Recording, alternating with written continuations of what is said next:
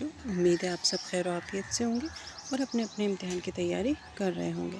جیسا کہ آپ کو معلوم ہے کہ ہم ڈیلی آپ کے لیے RPSC کا ایک سلیبس کا ایک ٹاپک لے کر حاضر ہوتے ہیں، اور ابھی ہمارا جو ہے کیا چل رہا ہے، غزل گو شعرا کا ہم جو پارٹ ہے وہ دیکھ رہے ہیں۔ تو اس سے پہلے سب سے پہلے ہم نے ولی دکنی کے لیے پڑھا تھا، اس کے بعد میر تقی میر، اور ہمارا آج کا جو ٹاپک ہے وہ کیا ہے، خواجہ میر درد۔ تو چلیے اس کا آغاز کرتے ہیں۔ آپ سبھی نے سن رکھا ہوگا کہ تصوف کا سب سے بڑا شاعر یا صوفی شاعر کس کو کہا جاتا ہے، خواجہ میر درد کو کہا جاتا ہے۔ یہ بات آپ سبھی جانتے ہوں گے۔ اب دیکھیے یہاں پر ایک چھوٹا سا نوٹ ہے کہ ساس، داماد ایسے حرف جو پلٹنے میں کیا ہوتے ہیں، سیم ہوں، ایک جیسے ہوں۔ آپ ساس کو یہاں سے بھی کریں یا یہاں سے، داماد الٹا کریں گے تو بھی وہ اسی طرح سے ہوگا، تو لکھے جائیں، اس میں صنعت قلب ہوتی ہے۔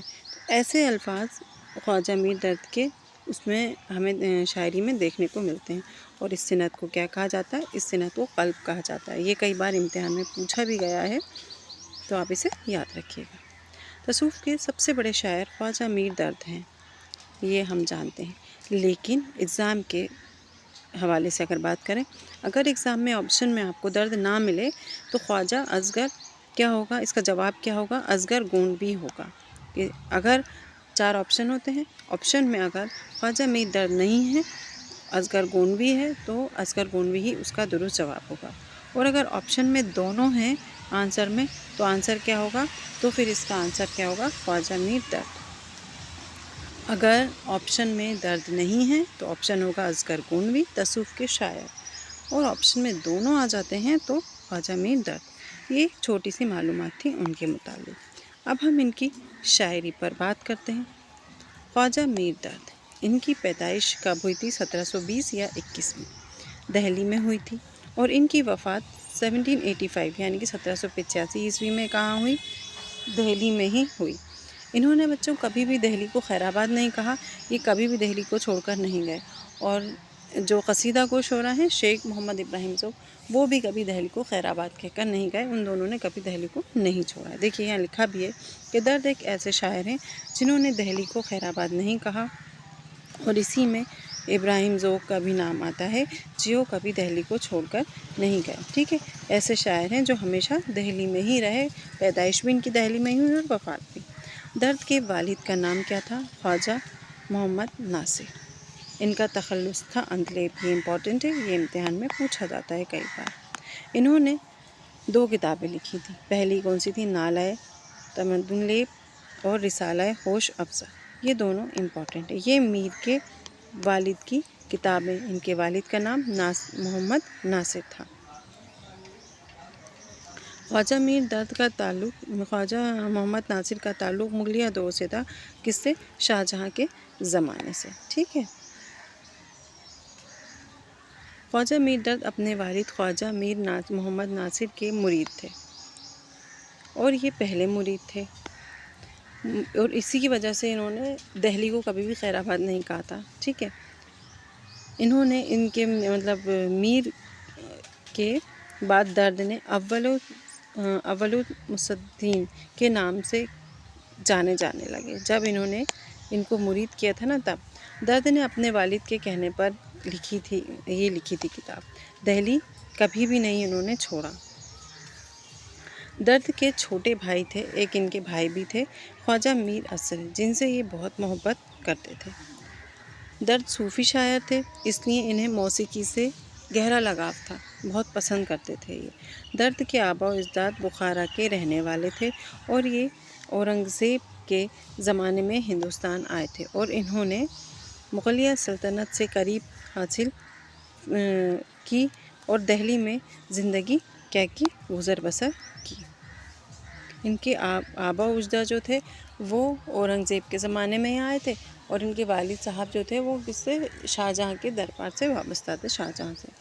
خان آرزو کے گھر ہر مہینے کی 15 تاریخ کو کیا ہوتا تھا، مشاعرہ اجلاس ہوتا تھا۔ یہ ہم نے ابھی میر تقی میر، اس سے پہلے والی جو ویڈیو ہے نا، اس میں دیکھا تھا کہ میر کے گھر، کیونکہ ان کے ماموں کے یہاں ہوتا تھا، تو وہی پھر میر تقی میر کیا ہونے لگا، میر یہ جو ہے نا خان آرزو ہوا کرتا تھا، اور درد یہاں ہر مہینے شرکت کرنے جاتے تھے، اور جب دہلی اجڑا تو یہ مشاعرہ درد کے گھر پہ ہونے لگا۔ خان آرزو میر تقی میر کے کون ہیں؟ استاد بھی تھے اور ان کے سوتیلے ماموں تھے، ہم نے دیکھا تھا نا۔ تو یہ وہیں پر ہوتا تھا یہ مشاعرہ ہر مہینے کی 15 تاریخ کو، لیکن پھر جب دہلی برباد ہوا، اجڑ گیا، تو یہ خواجہ میر درد کے یہاں ہونے لگا۔ تو میر اور درد ہم کہیں تو ہم دوست کہہ سکتے ہیں اگر ہم عام زبان میں استعمال کریں تو، کیونکہ یہ ایک ہی زمانے کے دونوں شعراء ہیں۔ اور جب میر تقی میر آگرہ سے دہلی آ گئے تو مجلس کا سلسلہ میر کے گھر پر شروع ہونے لگا جب دلی اجڑ گئی تھی، ٹھیک۔ درد اور میر ایک ہی زمانے کے لوگ ہیں۔ میر 1722 یا 1723 میں آگرہ میں پیدا ہوئے تھے۔ میر تقی میر کہاں 1722 سے 1723 میں آگرہ میں پیدا ہوئے تھے، اور کچھ ہی وقت کے بعد ان کے ماموں کے ساتھ ہی کہاں گئے تھے؟ دہلی آ گئے تھے، یہ ہم نے پڑھا تھا۔ یہاں پر ہم میر کو کیوں دیکھ رہے ہیں؟ کیونکہ میر تقی میر اور خواجہ میر درد اور میر تقی میر یہ دونوں ایک ہی زمانے کے، اس لیے میں نے ساتھ میں ایک بار پھر سے ریوائز کر لینا تو یہ آپ کو اچھے سے سمجھ میں آ جائے گا۔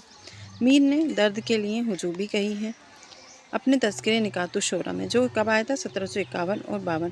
اور جب انہوں نے بچوں ان کے لیے ایسا ہوتا ہے نا کہ ویسے کوئی کسی کو نہیں جانتا ہے پہچانتا ہے، لیکن جب اس کے بارے میں کوئی بڑی شخصیت کسی اور کے بارے میں لکھ دے یا کبھی کسی کے منہ سے کوئی اس کا ذکر سن لے یا کہیں انٹرویو میں اس کا ذکر سن لے تو وہ جو کیا ہوتا ہے اپنے آپ ہی وہ فیمس ہو جاتا ہے۔ تو بالکل ویسے ہی یہاں ہوا جب میر کے تذکرے میں جو نکات الشعراء ان کا بہت خاص اور فیمس مشہور تذکرہ ہے اس میں لوگوں نے درد کا ذکر دیکھا تو یہ وہاں سے انہیں مقبولیت ملنا حاصل ہو گئی۔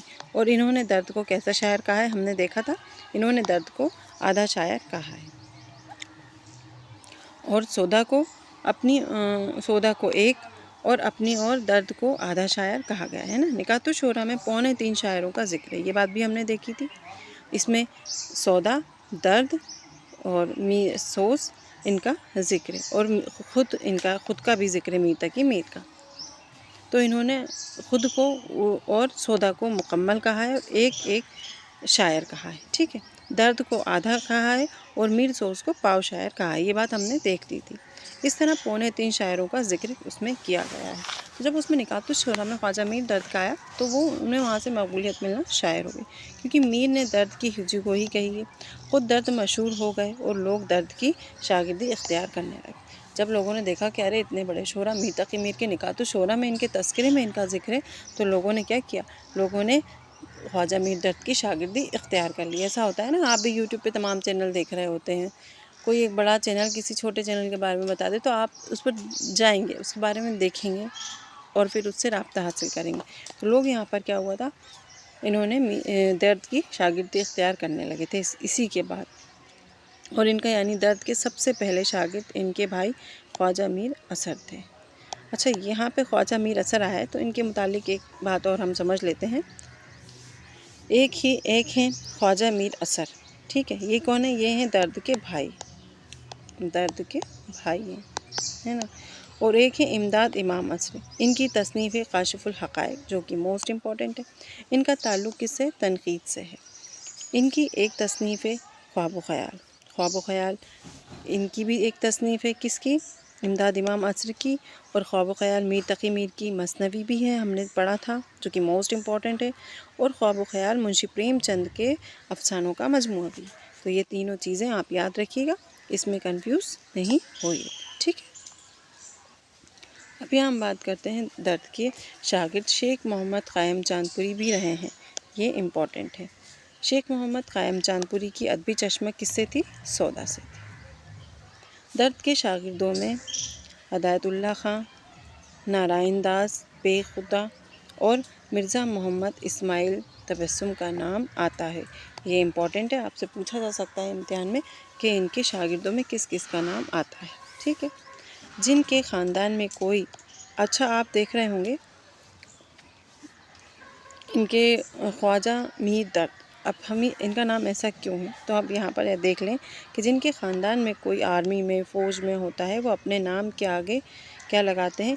مرزا یا بیگ لگانے لگتے ہیں۔ جیسے مرزا غالب تھا، ان کے جو دادا تھے وہ بھی آرمی وغیرہ میں تھے، تو جیسے مرزا ہوا بیگ ہوا، یہ تو کیپٹن، لیفٹیننٹ، بریگیڈیئر، گورنر، اس طریقے سے اردو میں نام آنے لگے تو مرزا بیگ لگاتے ہیں، ہے نا۔ ان کا تعلق کہیں نہ کہیں کس سے ہوتا ہے؟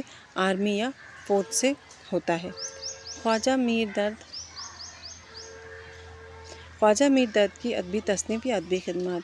اب ہمیشہ آپ دیکھیں خواجہ میر درد لکھ رہے ہیں نا، تو یہ ان کے یہاں بھی کوئی نہ کوئی آرمی سے تھا۔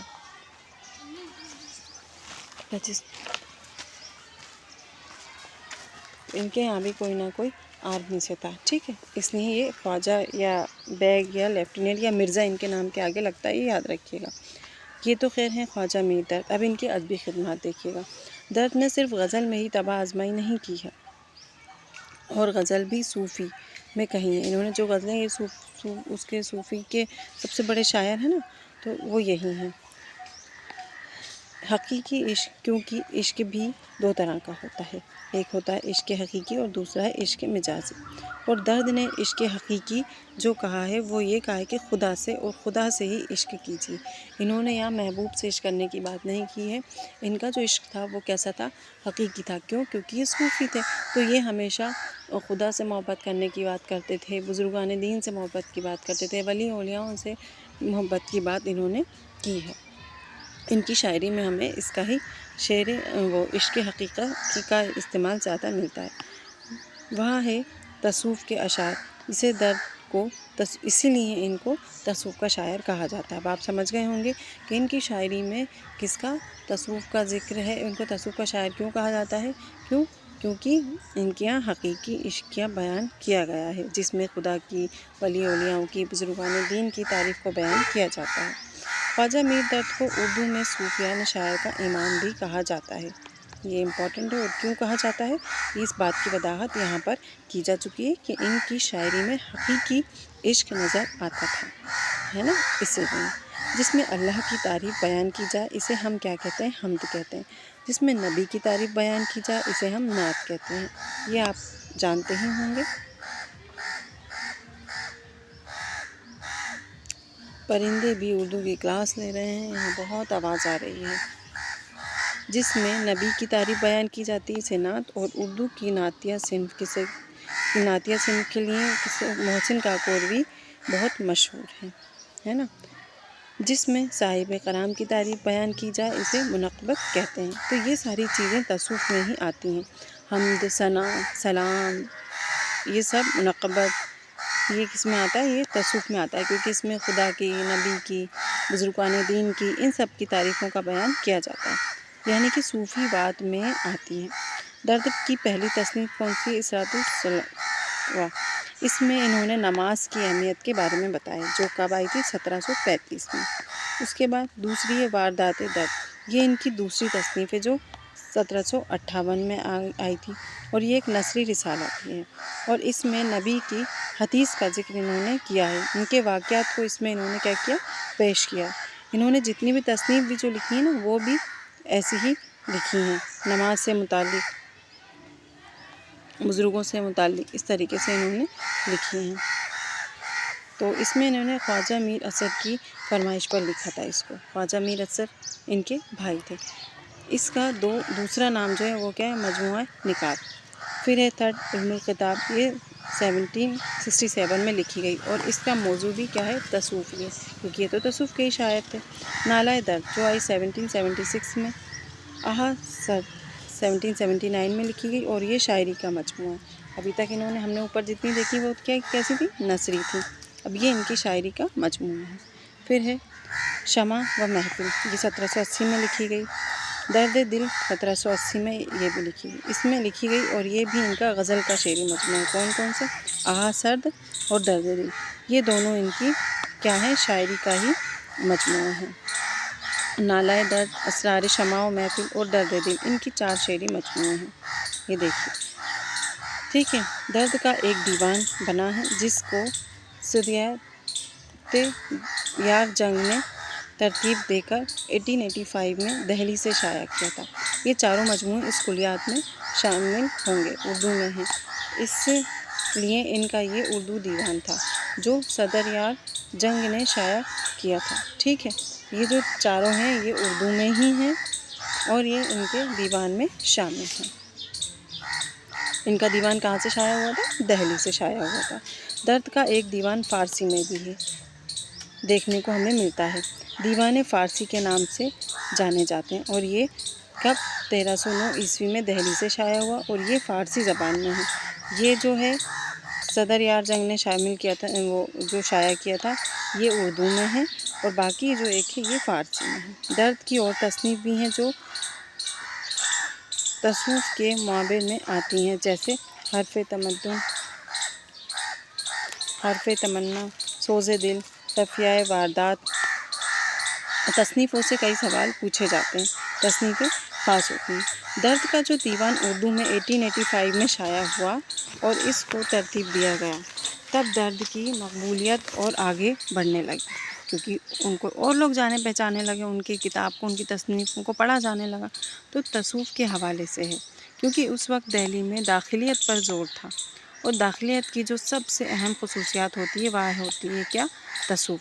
خارجیت دبستان لکھنؤ کی خصوصیات ہے، اور اس سے پہلے والی ویڈیو میں نے آپ سے کہا تھا نا کہ دبستان لکھنؤ اور دبستان دہلی کی دو خصوصیات کمنٹ میں ضرور بتائیے گا، جو آپ کو ریکال ہو جائیں گی، آپ کو یاد ہو جائیں گی۔ اسی لیے بچوں کو لگتا ہے کہ ہمیں کمنٹ کرنے کے لیے کیوں کہا جاتا ہے، لیکن انہیں یہ نہیں لگتا ہے کہ ایک سیکنڈ میں کسی چیز کو اگر جو آپ کے سبجیکٹ سے ریلیٹڈ ہے اگر وہ ریکال ہو جاتی ہے تو اس میں آپ کا کوئی نقصان نہیں ہے۔ لیکن کئی بچے بولنے کے بعد بھی کمنٹ نہیں کرتے ہیں، ٹھیک ہے، خیر یہ ان کی مرضی ہے، لیکن ہمارا جو کام ہے ہم وہ کر رہے ہیں، آپ سے کہنا ہمارا کام ہے، اس لیے ہم اسے کر رہے ہیں۔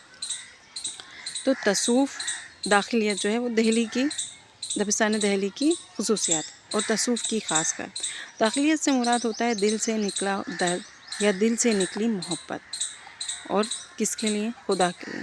داخلیت اندر سے ہوتی ہے، جو کہ انٹرنل ہے، آپ کی روح میں ہے، وہ آپ کی روح سے جڑی ہے۔ دل یعنی کہ جو چیز آپ کی روح سے نکلے، آپ کے دل سے نکلے، اس میں دکھاوا نہیں ہے، وہ حقیقی محبت ہوتی ہے۔ اور ایک ہوتا ہے خارجیت، اور خواجہ میر درد ہمیشہ سے دہلی میں ہی رہے ہیں۔ دبستان دہلی کی سب سے اہم خصوصیات ہے خارجیت، کیونکہ خارجیت آہ کی شاعری ہوتی ہے، اس کا مطلب ہے درد کی شاعری۔ سمجھ میں آئی بات آپ کو؟ یہاں پر داخلیت سے مراد ہوتا ہے دل سے نکلا ہوا، داخل کرنا، اور داخلیت اندر سے ہوتی ہے، اور ایک ہوتا ہے خارجیت۔ اور خواجہ میر درد ہمیشہ دہلی میں رہے، تو دہلی میں جو خارجیت ہے وہ دہلی کی شاعری کی خصوصیات ہے۔ شاید میں نے اس سے پہلے آپ کو غلط بتا دیا، دبستان لکھنؤ کہہ دیا تھا، پر یہ دہلی کی خصوصیات ہے، کیونکہ خارجیت آہا کی مطلب کی تڑپ ہوتی ہے، اس میں کی شاعری ہوتی ہے، اور اس کا مطلب ہوتا ہے آہا جس میں کہ درد ہو، تکلیف ہو، وہ ایک صنعت ہوتی ہے ابہام، جس کے معنی ہوتے ہیں ایک ہوتا ہے بات کے، اور دوسرا ہوتا ہے قریب کے۔ بعید اور قریب یہ دو ہوتی ہیں نا، قریب سے معنی لیا جاتا ہے اور ایک دور سے لیا جاتا ہے، یعنی آہا کی شاعری، یہ آپ کو سمجھانے کے لیے یہاں پر بات بتائی جا رہی ہے تاکہ آپ کو کنفیوژن نہ ہو۔ دیکھیے آہا کی شاعری دہلی میں تھی، تو آہا کی شاعری درد کی شاعری ہے، اور تو اس کا مطلب ہوتا ہے احساس۔ درد کا مطلب یہاں شاعر نہیں ہے، یہاں پر جو درد کا مطلب ہے نا، خواجہ میر درد سے نہیں ہے، وہ ہے تکلیف، درد ہے نا، وہ اس درد سے مراد ہے یہاں پر، بلکہ احساس ہے، جو قریب کے معنی اس کے نکلنے درد کے یعنی کہ شاعر، اور بعید کے معنی نکلتے ہیں احساس کے یعنی دبستان دہلی کی خصوصیات ہے۔ تو تصوف وہ داخلیت میں ہے، اور اس کا بانی خواجہ میر درد کو مانا جاتا ہے۔ تو امید ہے کہ آپ داخلیت اور خارجیت سمجھ گئے ہوں گے، بعید اور قریب سمجھ گئے ہوں گے۔ ان سب کو سمجھنے کے بعد بچوں ایک کمنٹ ضرور بنتا ہے کہ آپ اپنے لفظوں میں، اگر آپ کو سمجھ میں آیا ہے تو آپ اپنے لفظوں میں بتائیں کہ ہاں یہ دبستان لکھنؤ ہے، اس کی خصوصیات ہیں، اور یہ دبستان دہلی کی خصوصیات ہیں، دونوں آپ ضرور بتائیں۔ اور اگر آپ کو نہیں سمجھ میں آیا ہو تو آپ وہ بھی بتائیں، تو ہم دوبارہ اسی کلاس کو پڑھیں گے اور اچھے سے، بہتر طریقے سے، تاکہ یہ آپ کو سمجھ میں آئے۔ خواجہ میر درد کو تصوف کا سب سے بڑا شاعر مانا جاتا ہے۔ کیوں مانا جاتا ہے؟ ہم ان سب کی وضاحت کرتے آ رہے ہیں۔ درد نے کبھی کوئی قصیدہ یا مرثیہ نہیں لکھا، انہوں نے صرف غزلیں کہی ہیں، ٹھیک ہے۔ طبع آزمائی کی ہے، اور انہوں نے فارسی اور اردو زبان کا استعمال کیا ہے۔ ہم نے دیکھا تھا نا ان کا کلیات فارسی میں بھی تھا۔ درد کی پیدائش سے 1 سال قبل دہلی میں 1719 میں ولی کا دیوان آیا تھا۔ ولی کب آئے تھے؟ میں نے آپ کو بتایا تھا 1700 میں ولی آئے تھے، یہ کویشچن پوچھا جاتا ہے امتحان میں۔ اور ولی کا دیوان کب آیا تھا؟ ولی کا دیوان آیا تھا 1719 میں۔ تب 1720 میں ہی درد کی پیدائش ہوئی تھی۔ درد کا ایک شعر جو ہے وہ بہت مشہور ہے، جگ میں اگر ادھر ادھر دیکھا تو ہی آیا نظر جدھر بھی دیکھا۔ یہ بہت خاص اور امپورٹنٹ ہے۔ جیسے میر تک کے میر کا کون سا خاص تھا؟ ناز کی اس کے لب کی کیا کہیے، پنکھڑی گلاب کی سی ہے۔ یہ تشبیہ کے لیے ہمیشہ امتحان میں پوچھا جاتا ہے۔ اس شعر میں ادھر ادھر، جدھر اور ادھر، تو یہ اس میں صنعت کون سی ہے؟ تضاد، یعنی کہ متضاد، اپوزٹ، یہ اس کی کیا ہے؟ صنعت ہے۔ تو یہ خواجہ میر درد کے متعلق کچھ باتیں تھیں، اور جتنے آپ کی ایگزام کے حوالے سے امپورٹنٹ ہیں وہ سارا ہم نے آپ کو اس ویڈیو میں، اس کلاس میں بتانے کی کوشش کی ہے۔ اچھا، میں جہاں پر بیٹھی ہوں وہاں پر پکشیوں کی بہت آواز آتی ہے، پرندوں کی، تو میں اس کے لیے آپ سے معذرت چاہتی ہوں، اور جن کو پرندے پسند ہوں گے انہیں شاید اچھا بھی لگتا ہوگا، اور کئی لوگوں کو پسند نہیں بھی آتی ہوگی۔ میں کوشش کرتی ہوں کہ آواز نہ آئے ایسے وقت پر میں آپ کے لیے آپ کو ویڈیو بناؤں، پر اکثر ایسا ہو جاتا ہے، تو اس کے لیے میں آپ سے معذرت چاہتی ہوں کہ صرف کچھ ہی دن کی بات ہے، اس کے بعد آپ کو یہ آواز نہیں آئے گی۔ تو اگر آپ کو یہ خواجہ میر درد کے متعلق یہ سمجھ میں آیا ہو تو آپ کمنٹ میں ضرور بتائیے گا، پلیز میری آپ سے ریکویسٹ ہے، آپ کا کمنٹ بہت امپورٹنٹ ہے ہمارے لیے۔ اور اگر آپ کو سمجھ میں آیا ہے کہ دبستان لکھنؤ کی کیا خصوصیات ہیں اور دبستان دہلی کی کیا ہے، یہ بھی آپ بتائیں، اور نہیں آیا ہو تو پلیز آپ برائے مہربانی وہ بھی بتائیں۔ میں آپ سے بار بار کہہ رہی ہوں، آپ کو لگ رہا ہوگا کہ آپ کو کیوں فورس کیا جا رہا ہے، لیکن آپ کا کمنٹ بہت امپورٹنٹ ہوتا ہے۔ تو جو بھی بات آپ کو اس ویڈیو کو دیکھ کر محسوس ہو رہی ہے آپ وہ مجھے ضرور بتائیں، اور لکھنؤ اور دبستان دہلی ان دونوں کی دو خصوصیات ضرور بتائیں۔ شکریہ۔